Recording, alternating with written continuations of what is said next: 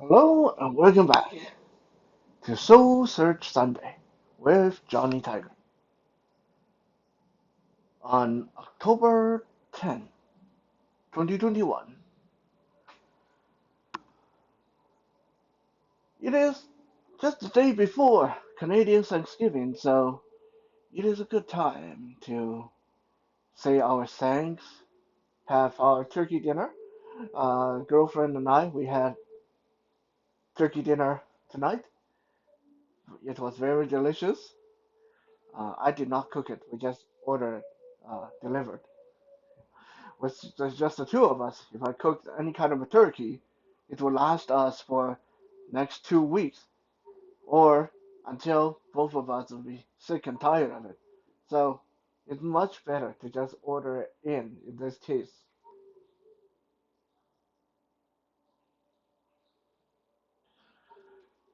Of course, happy Thanksgiving to all our Canadian viewership and friends, audience, and for the rest of us.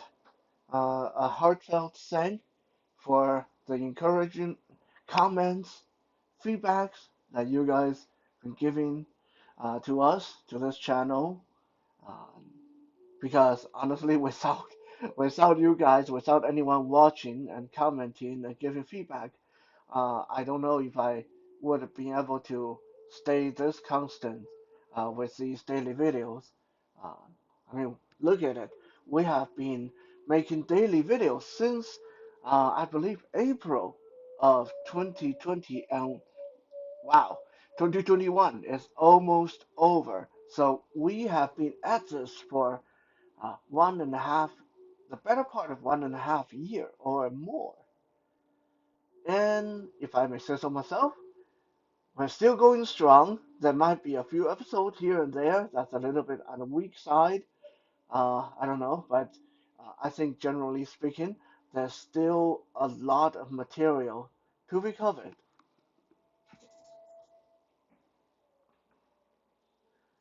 A couple of days ago, Kitten and I, we were talking. We do that a lot. Uh, and the conversation went this way and that way and over and beyond, and somehow it ended on, or it fell on, one of my former sensei. Yes, I say sensei. A lot of people say, well, if you have more than one, it should be senseis. But there's just a little trivia. When you say Japanese word, you never add s to it. It's already pluralized. Like there's no such thing as ninjas or katanas or senseis. You don't add s to it. You just say it. One katana, two katana, three katana, one sensei, two sensei. Now, sometimes with a slip of the tongue, some people, myself included, add a S in the end. But for the most part, it's not supposed to be there. Right? So I've had many sensei in my lifetime, uh, learned a lot of stuff, taught a lot of stuff. A kitten and I, we were talking, and the conversation fell on one of my former sensei, and that made me think that we have done a lot of Soul Search Sunday. I've talked about my family, my uncle, my aunt, my mom, my dad, my siblings. I talked about some of my teachers, but I believe we have not talked about my sensei, past, current, and future.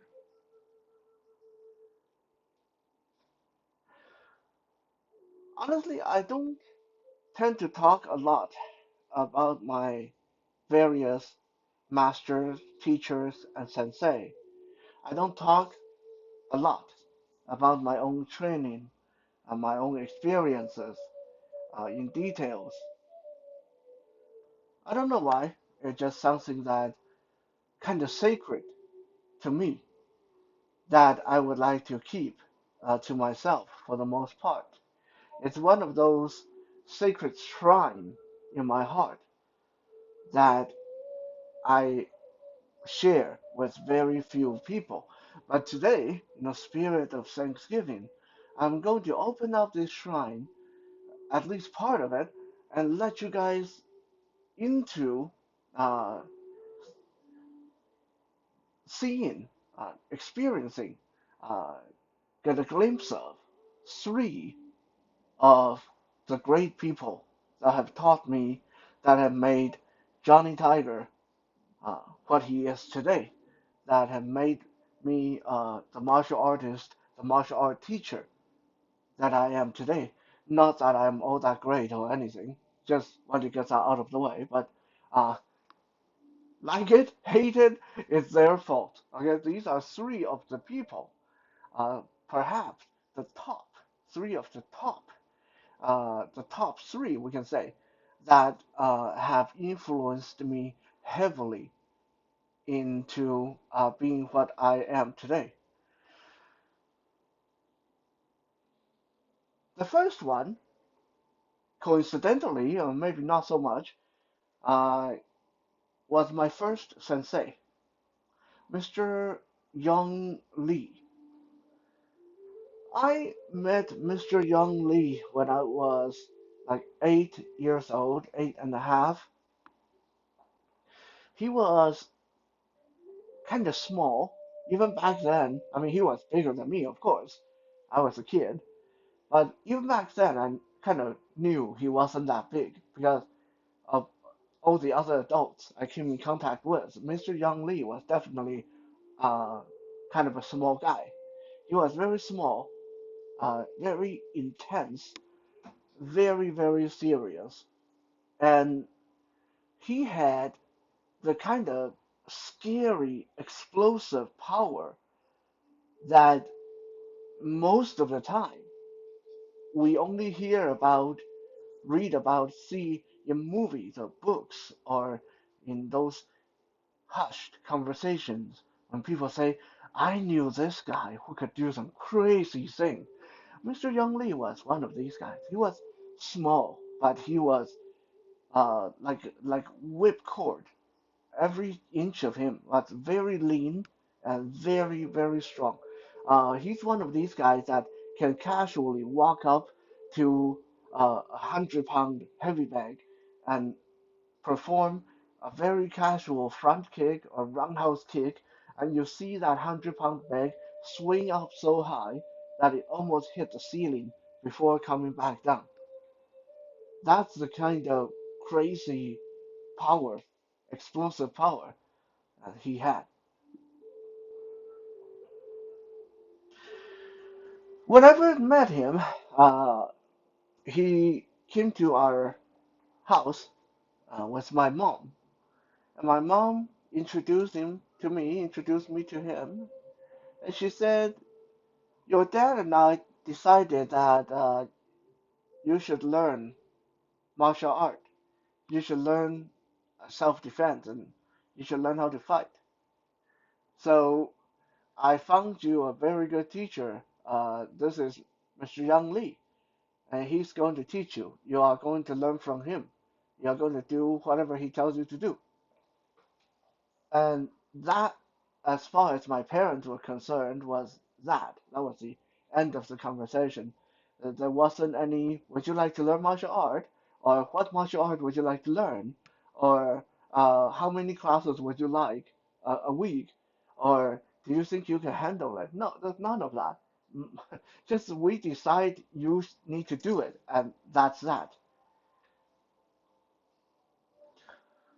I have talked about this following experience several times during my presentations.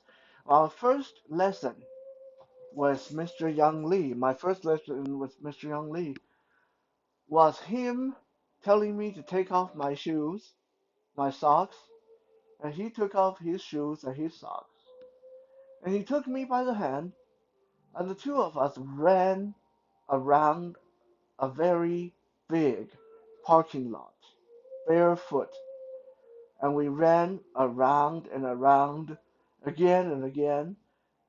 until I was so tired I wanted to stop and he wouldn't let me stop, and then I started dragging my heels, and as a result, both of my feet were scraped raw and bleeding.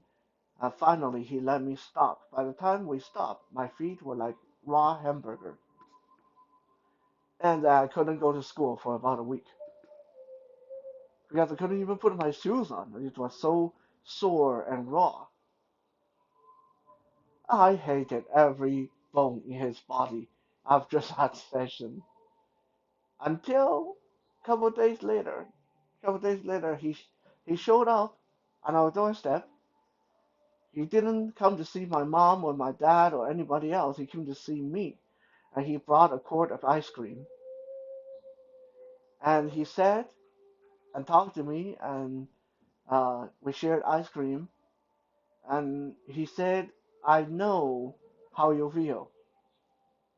I know it hurts. I know what it's like. But because you are blind, you are going to be at a huge disadvantage already. So the only way for you to overcome that disadvantage is to be tougher than other people. And to be tougher than other people is have to start with your mind. So if you learned anything from our first session, is no matter how tired you are, you got to pick up your feet and run. You can't drag your heel because now you know if you drag your heel, you will hurt yourself. So no matter how tired you feel, you got to go on. You got to keep going. That was my first lesson. That was like I didn't even learn any punch or any kick. I didn't learn a karate chop. I learned how to toughen up your mind. My first lesson ever. My first ever martial arts lesson with Mr. Young Lee. I didn't know this at the time. I found out a lot later that this little guy, this little unassuming guy that was very serious, kind of cruel, uh, was one of the champion in Asian Taekwondo competition for several consecutive years. He was, I think, like a silver medalist or gold medalist in the entire Asia for several years consecutively, and it cost my parents a lot of money to hire him. His training was very, very, very rough. Like uh, his idea of teaching me how to stretch, how to stretch my legs, because to learn his style, to learn Taekwondo, it got to be very flexible. So his idea of teaching me how to stretch was he would push and pull and press on my joints and get my legs to go further apart until it was so painful that I started to cry, and I would be crying and he would still be there holding onto my leg, like even though I felt like my legs were breaking. And he would do it, but surprisingly enough, he never caused any injury. It just hurt a lot, but he never caused any injury by uh, doing that to my legs and arms. Yeah. Gradually, uh, I became much more flexible and really good at what I was taught. Unlike a lot of the instructors we see today, when approached by a blind student, immediately say, "Well, I don't know how to train a blind person," or "There's no way a blind person can learn this." Mr. Yang Li was very unconventional and very creative to teach me how to fight, how to spar, how to target. He would wear rings on his belt and on his wrist with keys on them. So whenever he threw a punch or moved, these keys would jingle, and uh, that's how we started. And he would move around me, and then when I heard that he was close enough, I was supposed to put up a defense or throw out a punch or a kick. And if I hesitated, then he would bop me on top of the head before dancing back and away from me, and then I would have to wait for him to come close again, and then I would have to throw out a punch in time. Otherwise, I would get bopped on the head or flick on the ear or kick on the behind. It was really frustrating in the beginning, but eventually I got good enough that he didn't even have to wear rings of keys anymore. I could target him just by the smell on his uniform or the vibration on the mat or the displacement of air as he moved around me. I trained with Mr. Yang Li for only about a year and a half or 2 years before I had to leave him and because we were moving to Canada. But in those year and a half, 2 years, he's uh, taught me way more than what my other children my age would have gotten from uh, most other instructors. He didn't teach me about fun. He didn't teach me a lot about honor. He didn't teach me about discipline and etiquette. He didn't teach me about history or culture.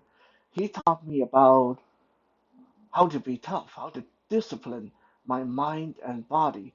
Uh, he didn't teach me about discipline in the ways of rules and uh, competition, point system, and stuff like that.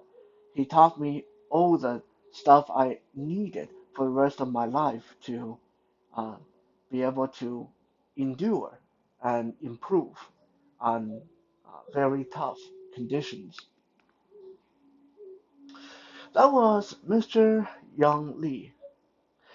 The next sensei that has benefited me hugely was Mr. E, the guy who uh, came up in my conversation with Kitten.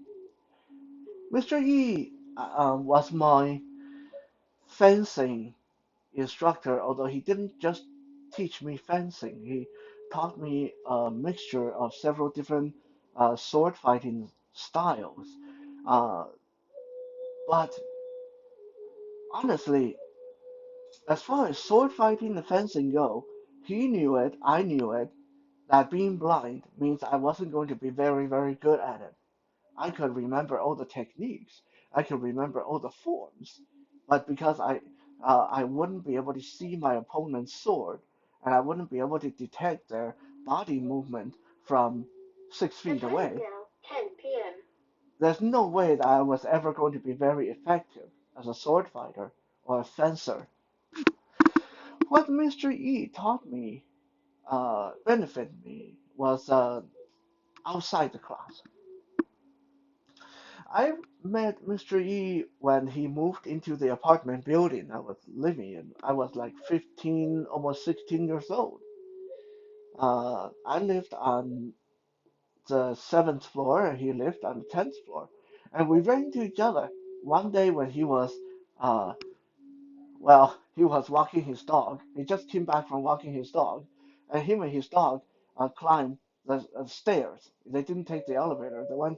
They took the stairs from first floor to 10th floor, and I just happened to be in the stairwell. I can't remember what I was doing. I think I was taking the trash out, and that's where the trash bin was in the stairwell. And so I ran into him and his dog, and we started talking and we realized that we uh, ran into each other at the gym. We had a little weight room in the apartment building, and we ran into each other there. And so we talked, and then he invited me over for dinner and met his son and his wife. Uh, Now, him and my father, they had some unfortunate incident with each other that I'm just not going to get into here. It's a little bit too messy and too uh, uh, unpleasant. But Mr. E did not hold that against me. He taught me as best as he knew how. And I remember when he first said to me that he taught fencing, I asked if I would learn or would want to learn. I said, I don't think that's very practical for a blind person. Yeah. If you're that far away from me, then I'm going to be just like a living target. There's no way for me to target you, and that's all the time you have to target me. So I was not very impressed with fencing until he told me. He said, "You're thinking of it purely in the term of fencing. Yes, you're blind, and if we are just talking about fencing, then you wouldn't be very good at it at all. But have you thought about the little movements, the basics, the foundations, the stances, the footsteps from fencing? Why are fencers so good? Because fencers are quick and they're balanced. They know how to move out of the way of the sword. Now, if you can learn that and you can combine that with what you already know in your own martial art, don't you think you can benefit from it?" That opened my eyes and opened my mind up to a very fundamental truth. When you learn a martial art, you don't necessarily have to be good at it. To that shouldn't be the only reason. If you get into judo, and the only thing you take away from judo is you know how to fall without getting hurt, you already benefited from it. You're already ahead of the game. If you get into fencing, and the only thing you take away is how to move very good without losing balance, and move in a very dynamic, graceful way without getting hit, then you already benefit from it. You don't need to be good at a martial art to benefit from it. So I did. I learned fencing and other sword fighting such as Ayajutsu and a little bit of broadsword and cavalier fighting, saber fighting from Mr. E. Uh, and I pretty soon put to use what he taught me. See, back then my father was a judoka. In another word, my father was judo. He knew judo. He was a second degree black belt in judo.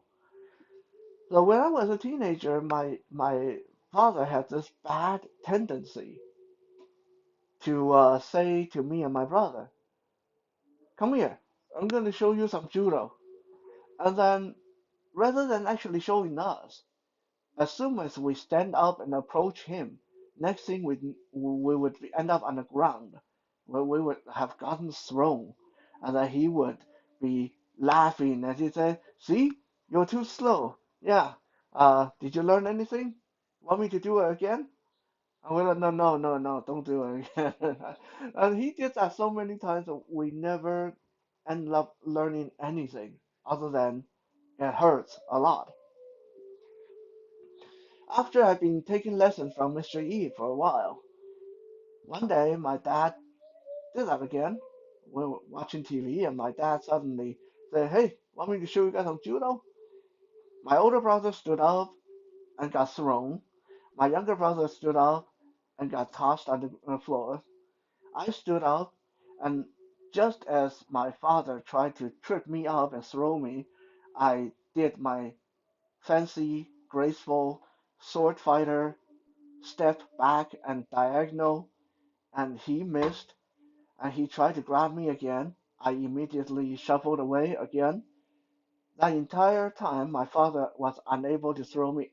Ever since then, ever since that, my father had never been able to throw me with his judo because every time he tried to do it, I would just very casually step out of the way. So you see, I still suck at fencing, but I knew, even at that basic level, how to use the fencing footwork to protect myself from a second degree black belt judo person. Mr. E was what you would call a person with very deep, very dark history. Before moving to the United States, before moving to Canada, he lived in the United States, lived in California, actually. Before moving to California, he lived in Taiwan, and when he was in Taiwan, he was a very high-ranking agent for, well, what amount to Taiwanese equivalent of the CIA. So he was one of those guys that solve problem for the government. If there's a terrorist or spy or someone that need to be dealt with in a covert manner, he was the one that gets sent to quote unquote deal with these people and make them disappear. Um, he was really kind of a scary dude.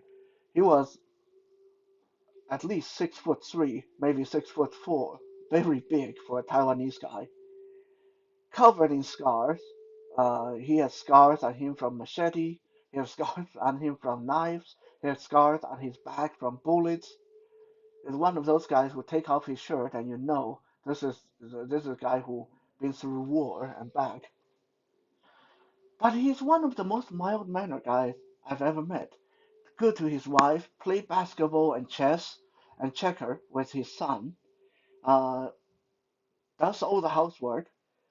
Pampers the heck out of his wife. He did the cooking, he did the cleaning, and he walked the dog and cleaned up after the dog. Just one of those all-around very good guy, very good natured, very good tempered. One day I asked him, I said, Sensei, you are so tough, like you are like one of the toughest human beings I've met. And I've met a lot. Like, granted, I was only 15 years old, but honestly, for someone 15 years old, I have met a lot of genuinely tough guys because of the kind of family I came from. My dad had always employed a lot of tough guys working for him. So tough guys were no news to me. And I said, Sensei, you're one of the toughest human beings I've ever met. How come you're so nice? And how come you are like you act like you're such a big teddy bear into everybody?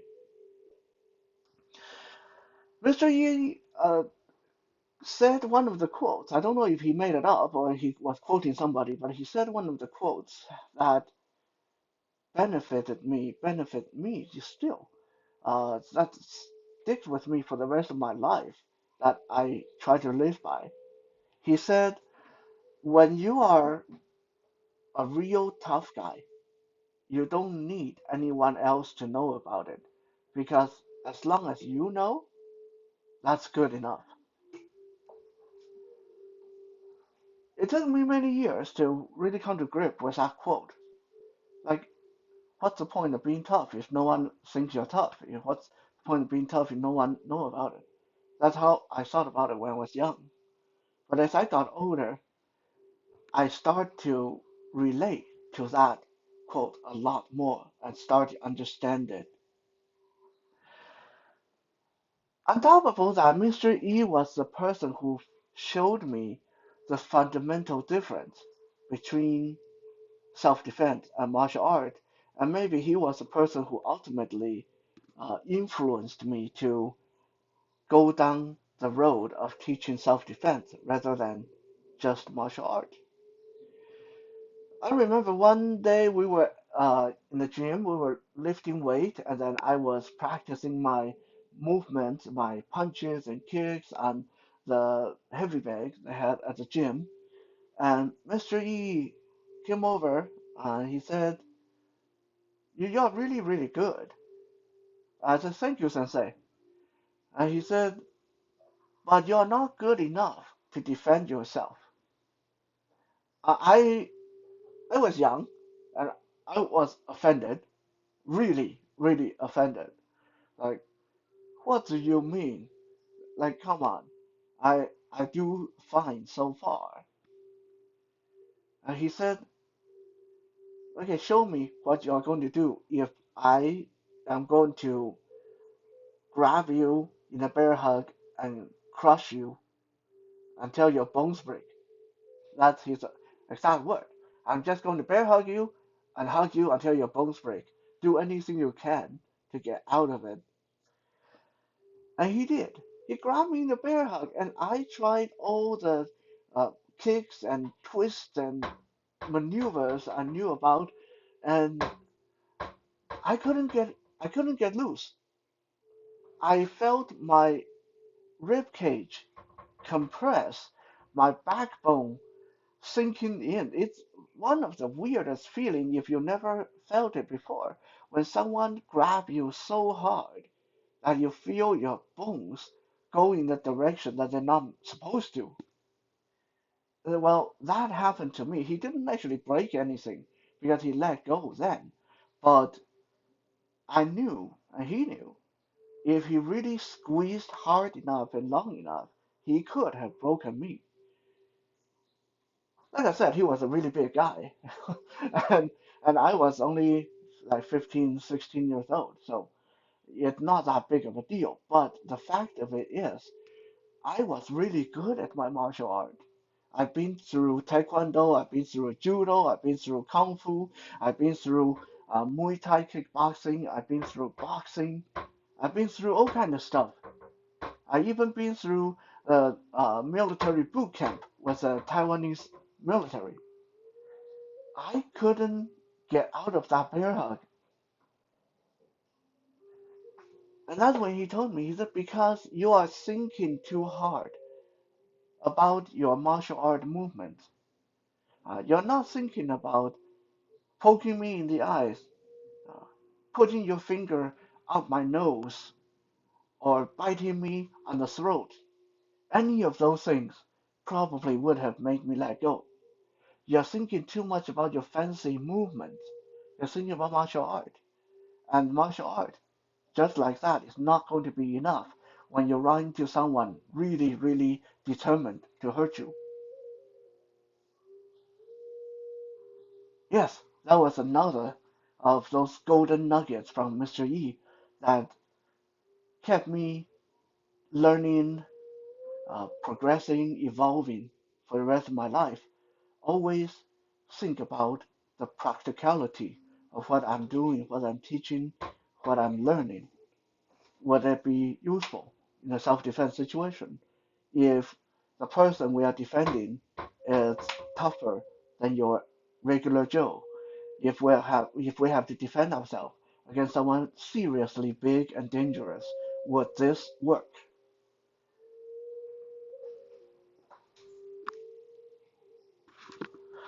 Last but not least, my current uh, good friend, sensei, employer, Mr. Alan Galang, guy who taught me Krav Maga, and now I help him teach the new generation of Krav Maga students.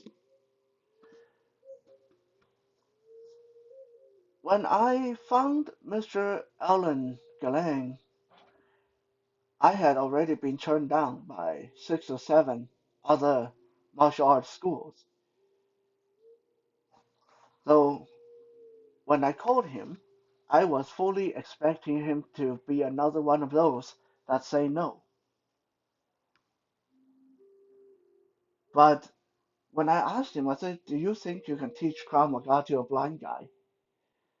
And Alan said, "Well, I don't know if it's ever been done, but if you are brave enough to try it, I am going to do my darndest to teach it to you." And that was that. It started a beautiful, long-lasting friendship. Alan has been very, very supportive. He's gone way above and beyond as a sensei and as a friend. Uh, it would it used to take me 2 hours to get home from the studio after training. And Alan would offer to drive me home uh, when I was trying to get night strike self-defense off the ground. Alan was the person who hooked me up with a lot of equipment, donated a lot of money, donated a lot of equipment to night strike self-defense to keep us going. Um, and perhaps the biggest contribution Ellen had made to my life was this one time when I remember this was back in 2012, 2013, when he was driving me home and he said, you know, you are really good at what you do, but we need to find a way to promote what you do. Because if just being good is not enough, people have to know about it. I said, well, I, I, I do demonstration and uh, I have business card and I do this and that. And Alan asked me, he said, yeah, but if I suddenly email you and say, do you have something to show me? Can you send me a video? Do you have a video? I said, no, I don't have a video. And he said, why not? I said, Alan, have you thought about, like, I'm blind, how hard it would be to make a video and make it look comprehensible? I, I wouldn't even know where to aim the camera. I wouldn't even know where to start. I wouldn't even know if it looked okay. I wouldn't even know if I'm uh, just getting my face or I'm actually getting my body. It's just too much that I don't know how to do with camera. And Alan made a comment that at the time sounded very snarky, but basically that comment kicked off the entire Johnny Tiger social media and documentary project. He said, Johnny, you're a very intelligent guy. I need you to stop thinking why you can't do it. I need you to start thinking of ways to make it happen. I remember when he said that, I felt like he slapped me across the face. I felt like he punched me in the chest because I felt so defeated. I felt I felt like I wanted to whine. I felt like saying, Ellen, you just don't understand. It's so difficult when you're blind. Do you want to try? You want to try doing this when you're blind? But I took a deep breath and some part of me kicked in. Some very stubborn, disciplined part of me kicked in. There's a voice inside that said, wait a second. He's right. Your whole life, you've been thinking about ways to overcome problems. Why can't you overcome this? So I went home and got my Nokia phone. I was still using the old Nokia phone, and I started taking random videos and pictures on the Nokia phone, sending them to my friend, and asked my friend, "Does this work right?" And when my friend said, "No, you're too close," or "No, that light is not on," I remember that. I remember every time I failed, every time my friends laughed at me. I remember every time my friends tell me, you shouldn't be doing this, your videos are terrible. I remember all the time that they told me what I did wrong and I tried to improve. I tried and tried and tried.